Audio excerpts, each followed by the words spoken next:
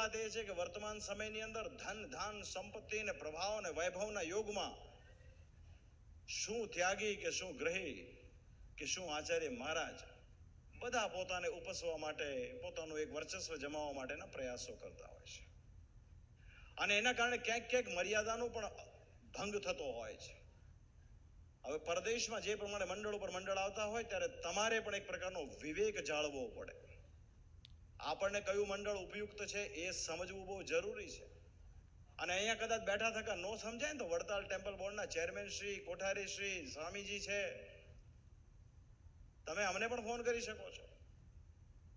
બધું કઈ સરખું હોતું નથી, બધું કઈ ગંગાજળ નથી હોતું, તો ખાસ કરીને એમાં સાવધ રહેવું પડે. હવે તો અહીંયા સાંખ્યોગી બહેનો આવે છે ઇન્ડિપેન્ડન્ટલી, તમને ખબર છે એની પણ એક મર્યાદા છે. એ લોકોએ પોતાના સ્વધર્મ રહીને ભગવાનની ભક્તિ કરવાની હોય છે. આપણા વડતાલમાં જેટલા છે ને એની કરતા વધારે કચ્છ ભુજમાં છે. કોઈ આવે છે?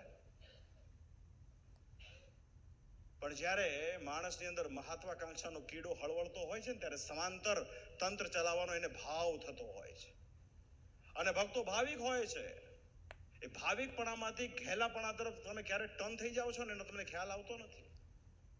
અને તો હવે તો એક નવી પદ્ધતિ શરૂ થઈ છે કે દરેકના ઘરમાં એક સિગ્નેચર માર્ક કરવાની અને જગતને જણાવવાની કે this house is basically belongs to me, nobody should entertain in this house. આ કબજો કરેલો છે અમે આનો, આ સંપ્રદાયની રીત નથી, આ વેવલાગીરી છે ને અમને આનો ભયંકર વિરોધ છે, અમને આ પસંદ નથી. તો સમાજ જ્યારે વેવલો થાય છે ને ત્યારે ખરેખર સંપ્રદાયનો નહીં સત્સંગનો વિનાશ થાય છે. આ જેટલી પણ માથાકૂટો થઈ પાછલા વર્ષોની અંદર, 200 વર્ષની અંદર, સંપ્રદાય 200 વર્ષ જૂનો છે. 100 વર્ષ સુધી બધું અકબંધ સરસ ચાલ્યું. 100 વર્ષ પછી આ વસ્તુની શ્રીજી મહારાજને 200 વર્ષ પહેલા ખબર હતી કે આ સત્સંગમાં ઘણા અસુરો સત્સંગના શાસ્ત્રને લઈને પોતાને પૂજાશે, પણ એને લઈને મોક્ષ નથી. મોક્ષ તો સત્સંગમાં રહીને સત્સંગની રીત પ્રમાણે જે વર્ત છે ને એનો મોક્ષ થશે.